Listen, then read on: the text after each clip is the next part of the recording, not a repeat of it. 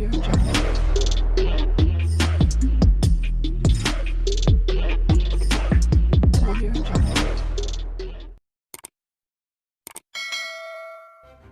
kasih kerana memilih channel ini. Sebelum kita mulakan video ini, sila pertimbangkan untuk menekan butang like, share dan subscribe dan aktifkan butang lonceng anda agar anda sentiasa mendapat info-info percuma pada setiap hari dari channel kami. Dan tinggalkan komen anda kerana komen anda amatlah dihargai. Terima kasih. Mahkamah Tinggi diberitahu hari ini, wang termasuk dalam mata wang asing yang diterima Ahmad Zahid Hamidi daripada Ultra Kirana Sendirian Berhad UKSB adalah dalam kapasitinya menjalankan tugas awam sebagai menteri. Timbalan Pendakwa Raya Abdul Malik Ayub berkata, Zahid sebagai Menteri Dalam Negeri menerima wang itu untuk dirinya sendiri.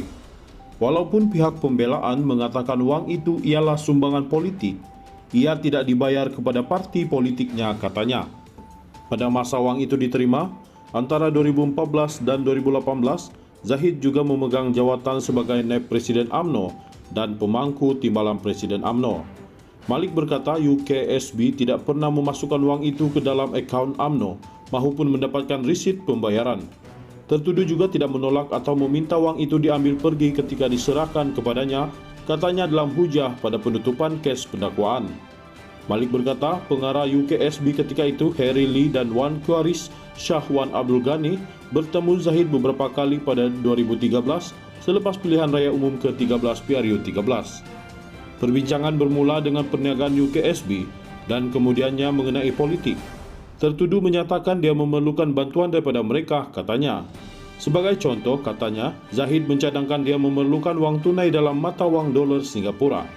Katanya, Lee dan Wan Qaris yang memutuskan untuk membayar 200,000 Singapura dolar, 300,000 Singapura dolar dan 520,000 Singapura dolar kepada Zahid setiap bulan. Lee mengesahkan pembayaran itu, manakala seorang lagi kaki tangan UKSB, bekas pengurus pentadbiran David Tan, merekod pembayaran dalam leja, katanya. Malik berkata biasanya Lee dan Wan Qaris yang menghantar wang itu ke rumah Zahid di Country Heights Kajang atau di kediaman rasmi Timbalan Perdana Menteri di Putrajaya selepas 10 malam. Saksi-saksi ini bercakap benar kerana pertemuan itu memang berlangsung, katanya sambil menambah, Lee, Tan dan Wan Qaris ialah saksi yang boleh dipercayai.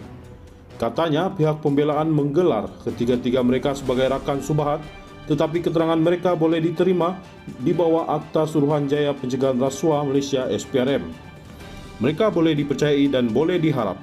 Mereka menjawab semua soalan dengan jujur dan terus terang, katanya sambil menambah jika terdapat sebarang percanggahan dalam keterangan mereka sekalipun, ia adalah kecil dan tidak material. Beliau mempertahankan bahawa pendakwaan mewujudkan kes prima facie terhadap Zahid kerana bahan pertuduhan itu telah dipenuhi. Zahid, ahli Parlimen Bagan Datuk, berdepan 33 pertuduhan menerima rasuah berjumlah 13.5 juta Singapura dolar daripada UKSB sebagai Menteri Dalam Negeri ketika itu untuk menyambung kontrak firma itu sebagai pengendali pusat sehenti di China dan sistem visa asing VLN serta mengekalkan perjanjian kontrak untuk pembekalan sistem bersepadu VLN. Dia yang juga Presiden UMNO didakwa atas 7 lagi pertuduhan memperoleh untuk dirinya sendiri 1.15 juta Singapura dolar, RM3 juta 15,000 franc Swiss dan 15,000 US dolar daripada syarikat yang sama berhubung tugas rasminya. Dia didakwa melakukan semua kesalahan itu di Sri Satria di Persin 16 Putrajaya dan di Country Heights Kajang antara Oktober 2014 dan Mac 2018. Perbicaraan di hadapan Hakim Yazid Mustafa bersambung.